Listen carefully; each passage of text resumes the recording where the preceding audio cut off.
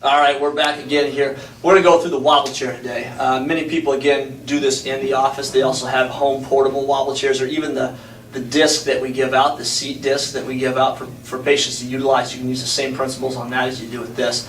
The purpose of the wobble chair is very simple. It's to restore movement and start to put more fluid back down in the lumbar spine, which a lot of people have degenerated and become, again, arthritic in some cases, or like I said, just over a period of time have worn out to a point. It's also to create some strength and stability down there for people.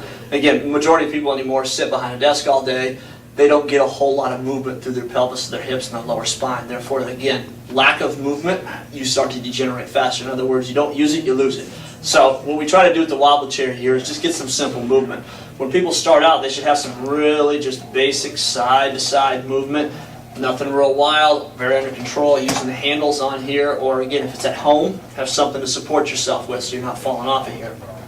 So this is, again, a lot of lateral movement here, and again, I'm trying to keep my shoulders about as square as I possibly can. I'm not tipping a lot, going through odd movements here. I'm keeping my body very square and very, just again, balanced on the wobble chair itself.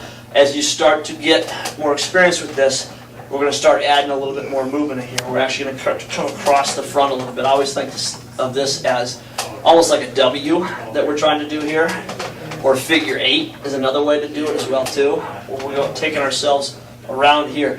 The key, and this is the hardest part for you to understand, is that you want to get your hips forward when you come across the front here. A lot of people I see doing just this, which again, if you're starting out, this is what I want you doing. As you get better at this, we want to really extend that body across the front and get a good tuck at those points on the corners. So again, it's nothing very difficult. And again, I also want to emphasize this. 5 minutes is needed to really get a full amount of movement and really get the tissue warmed up before an adjustment, but also at home during the rehab at home. So again, it's a wobble chair, a lot of movement, fast pace if you want to, or again in the beginning, very slow and very controlled under here. I'm always upright on here. I'm not slouching.